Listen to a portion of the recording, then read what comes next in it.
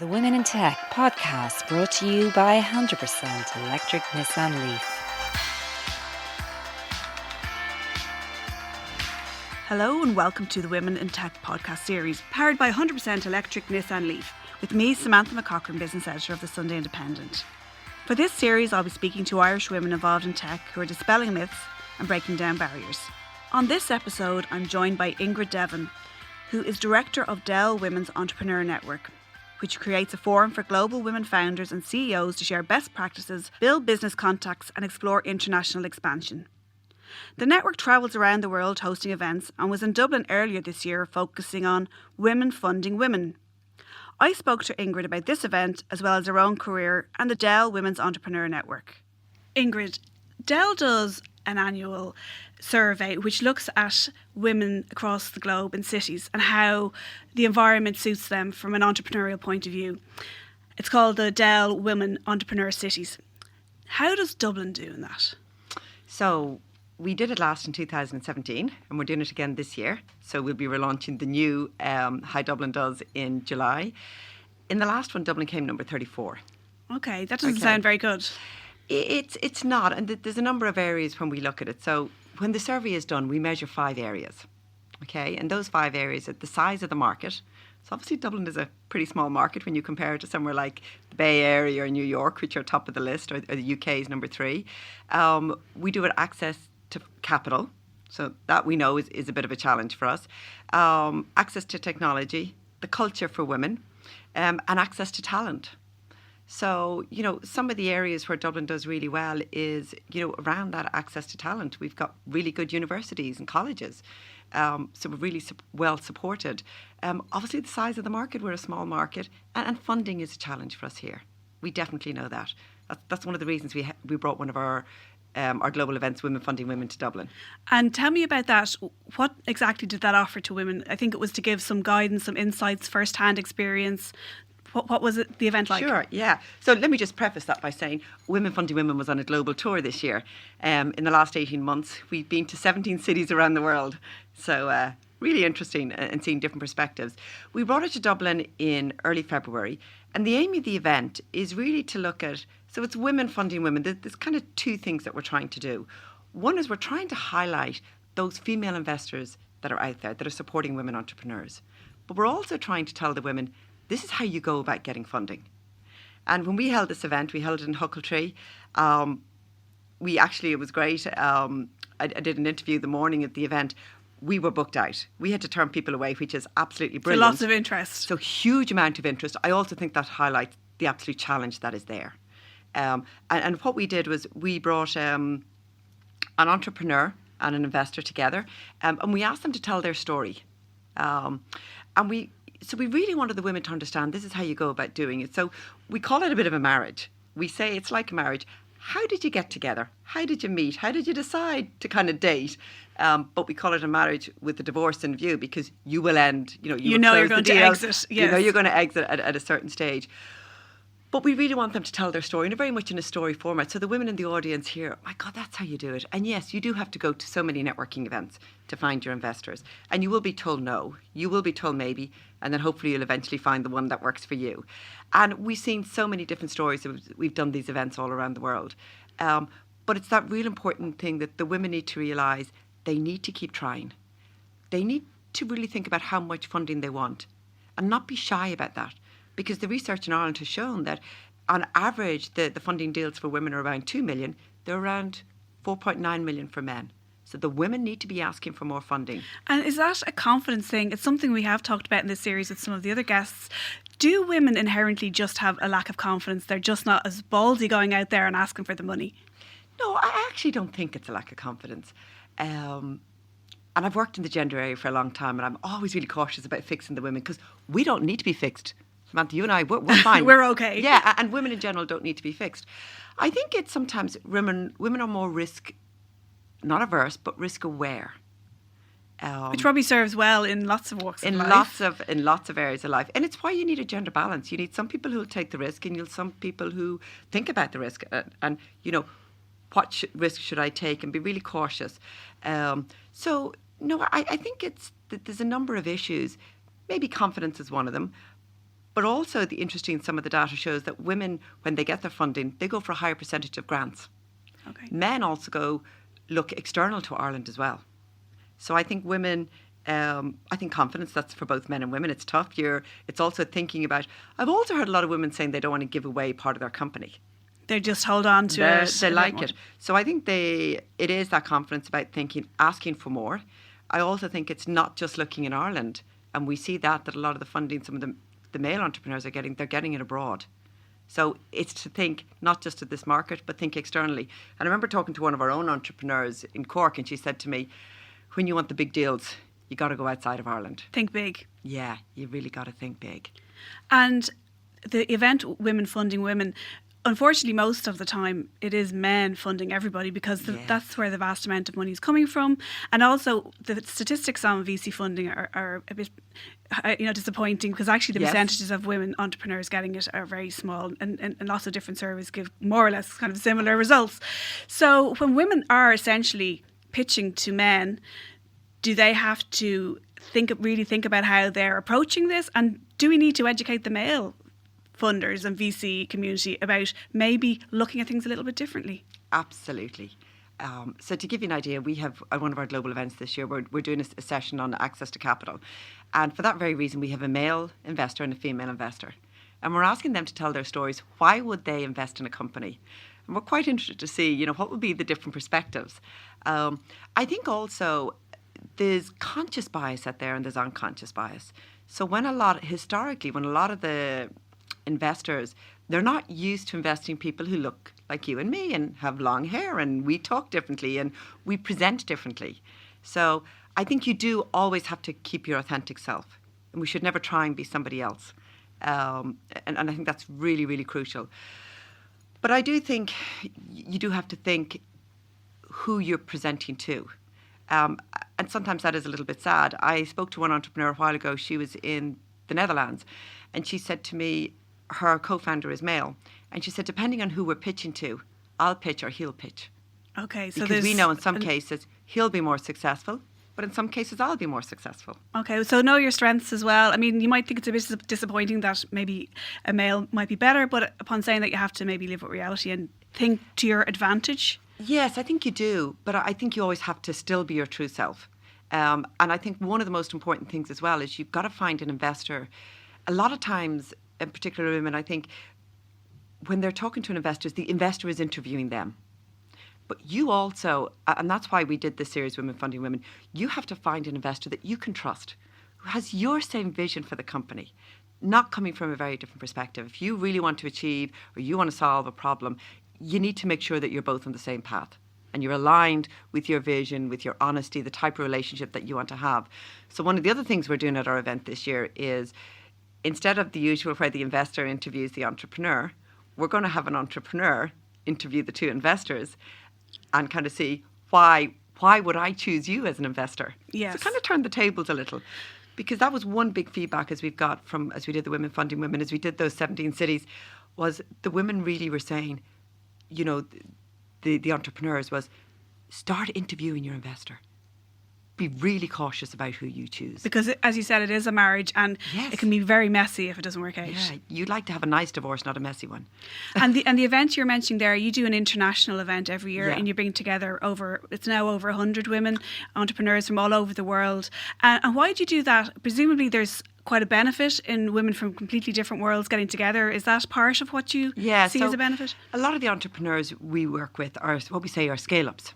And there are entrepreneurs who are doing business internationally. So maybe they've started the domestic market, and depending on the size of the domestic market, that could be enough. If you're in China, that could be enough. But in other countries, to really grow and scale, you need to go internationally. So once a year, we bring women from around the world, and we're bringing more investors now. We really started that as we did it last year when we did it in Canada. So this year, we'll have about 18 countries represented. So what we find from the women is, if you're thinking of doing business, so maybe you're from Ireland and you're thinking of doing business in Asia or the US, it's really crucial to have your network. Your network is so, so important. I run a network, it's my life, it's my job. But for the women with their companies, if you want to find a new distributor, if you want to find a supplier, if you want to figure out what it's like to work with the government in that country, your best source is talking to the women who've already done it. And that's why we bring them together.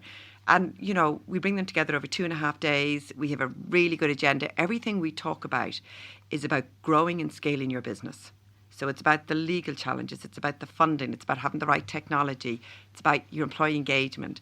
And we have inspirational women, and we have speakers from right around the world. But when I see the women coming together, the magic of the event, Samantha, is the women with each other. You know, they come for the agenda and it's really good, and we do it in a nice location. We're in Singapore this year.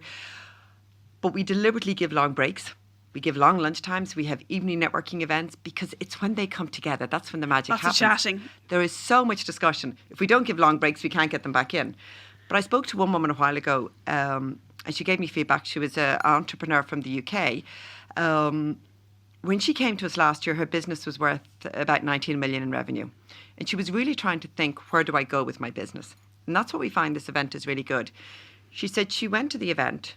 She took time out to think about herself and where she was going and where the business was going.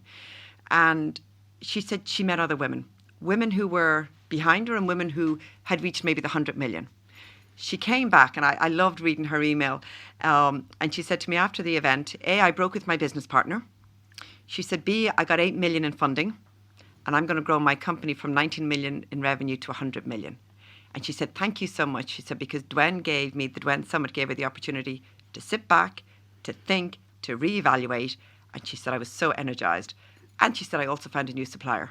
Wow. So she came away with a vision. That's the big thing, isn't it? To actually think big, as we were saying earlier, to have to listen to other stories and say, like, the ambition maybe of 10 million or 20 million isn't enough. Let's think 100 million. I think that's probably a really positive message to come out. Yeah, and that was it. I always remember Kate Hyde, one of our entrepreneurs from Cork, and she said to me, you know, she said years ago, she said, when you reach 5 million, you want to figure out how to get to 10, and when you're at 10, to get to 15.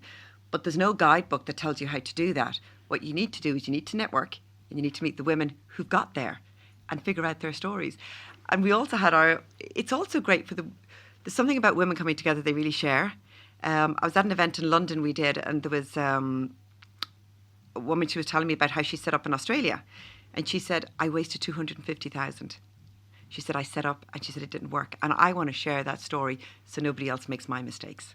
Share the failures as well as the successes. And I just thought, isn't that fantastic? She's saving somebody else from maybe making a similar mistake. And I think when you bring women together, they love to share.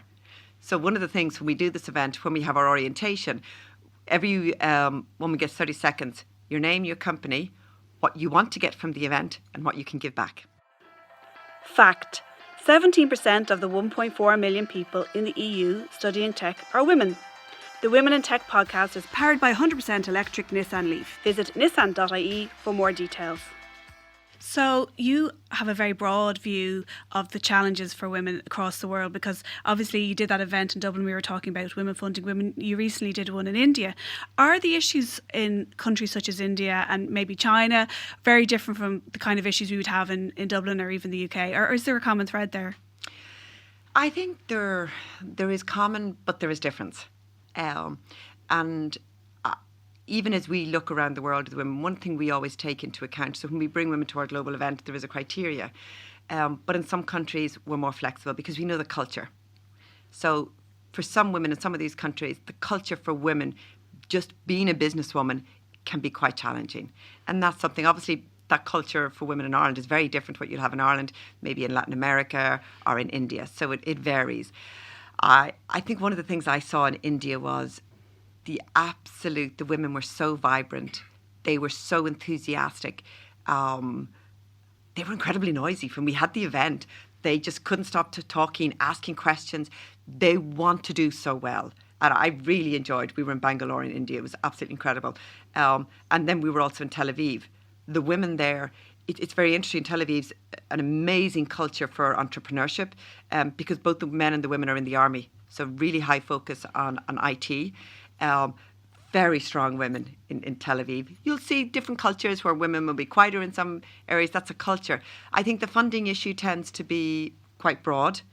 We see that everywhere. And we definitely hear the stories from the women. You'll hear good and bad stories. But I also think what you see around the world is you see what the governments are doing to support. So we spent a lot of time in Canada last year.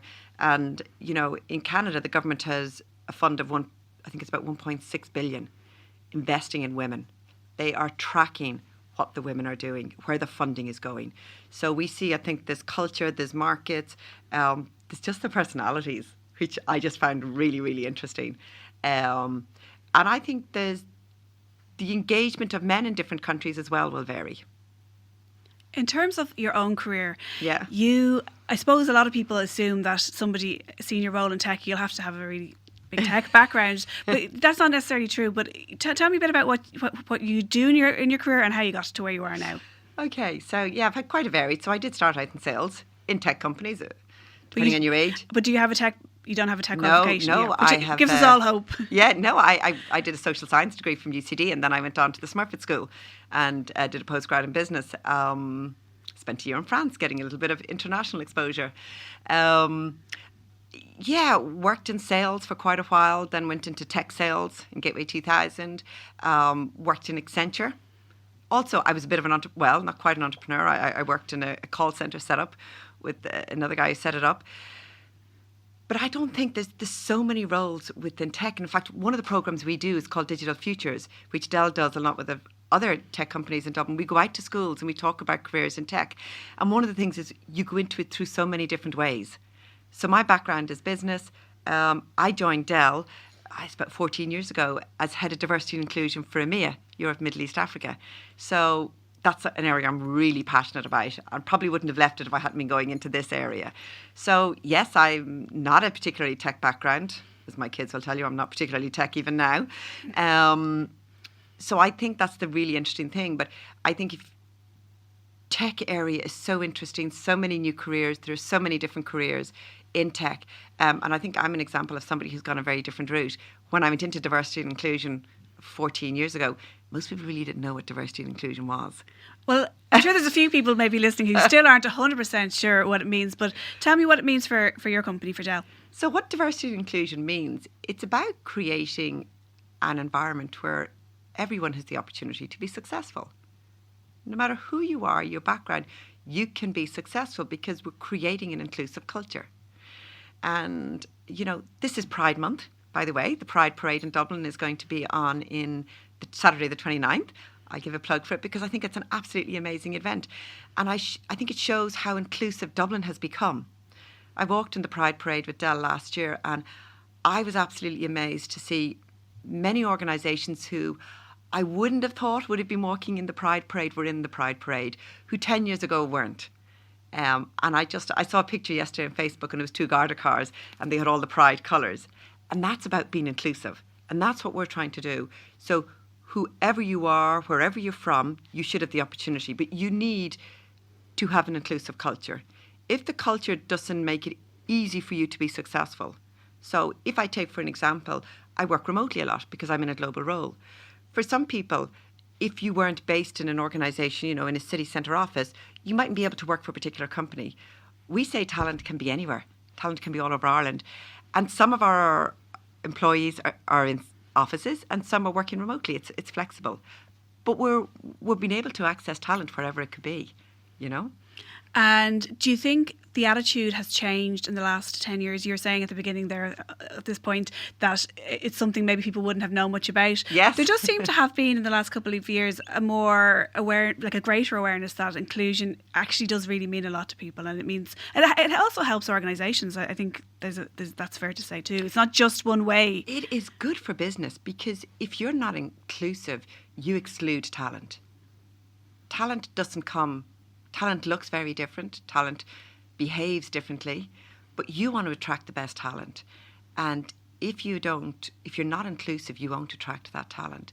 So whether that's being inclusive by your flexible working hours, whether that's being inclusive by, you know, somebody may need a small accommodation in work through, it could be a physical disability. They just need something small that may help them. But also diversity is we have the visible diversity and then we have a lot of diversity that's not visible. How we think, where we're from, where we're educated, our experiences. You know, I often say, for an example, I used to often explain to people, if you hire every engineer from UCD, they've all been educated and think in a certain way. But if you hire engineers from Trinity, from UCD, from, Cork or Limerick or different universities, they'll come with different backgrounds and different ways of doing things. And that's really important. If we all think the same way, we won't be innovative and we won't be creative. Diverse teams are way more innovative, way more creative, and much better business results. Do you think it's harder for smaller companies? For example, if they have to accommodate people who want to work from home, or maybe give someone a break because of a personal issue. You do hear sometimes SMEs, when you measure, say even for parental leave, coming in saying, how can we afford this? We are 3 or 4 people, so we can't really financially deal with this flexibility. It's sometimes they kind of is a view that the bigger companies can talk about it and maybe implement really good policies, but the smaller employers then are left at a disadvantage because it costs too much money for them. Yeah, so I think it goes back again, looking to your talent. If you've got 5 people and you're a small company, you need the best 5 people that are there.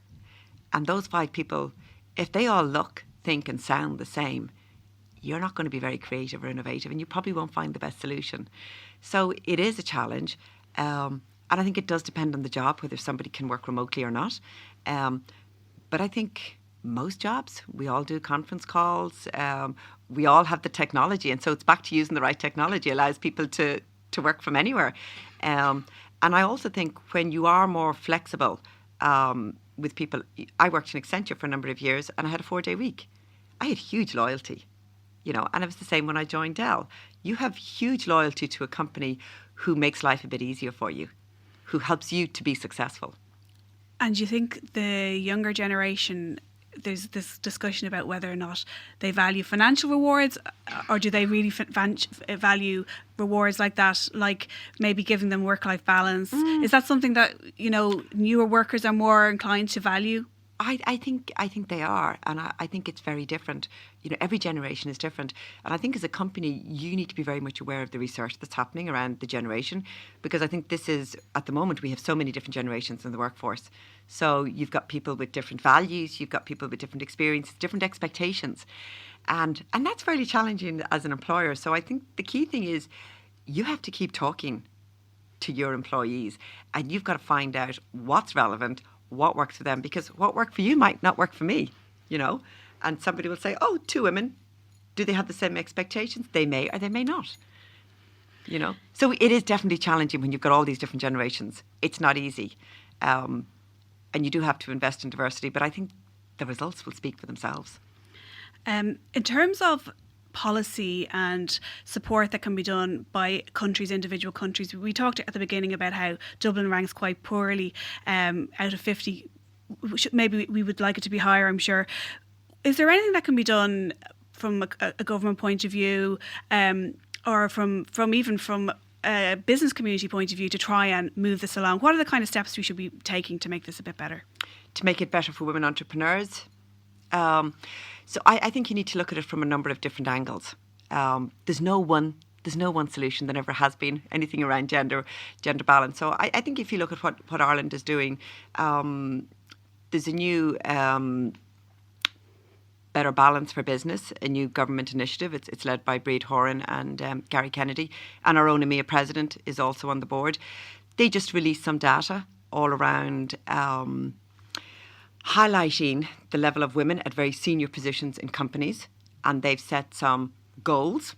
So at the moment it is about 20% of women on boards in Ireland. They want to get to 33% by it's about 2023. So, and I think they've done that very well, as they have incremental growth each year, because change takes time to do it right. They've got business leaders working on this board, which is really, really important. So it's from the government. So I think, yes, you need your government initiatives. I also mentioned like what Canada is doing around funding for women, really, really crucial. I think you've got the investment community needs to realise the challenges. You need more women going for funding, but you need more women making those investment decisions as well. So institutions really need to be looking at having that balance, across all the different levels and on their boards. I think organisations make a difference. What we as Dell do makes a difference, us being more inclusive, because I think other companies will look to us, smaller companies, our peers, our other organisations in Ireland, the other tech companies. An example is Connecting Women in Technology, which I think was Dell, Microsoft and Accenture were the founding members a long time ago. That's now, there's a huge number of organisations involved in that. They're doing things that are better. So I think you've organisations, you've got businesses, you've got universities. You know, they need to be making a difference. You've got the schools, like our programmes going out to our digital futures, where we go out to particularly schoolgirls, talking to them about careers in STEM.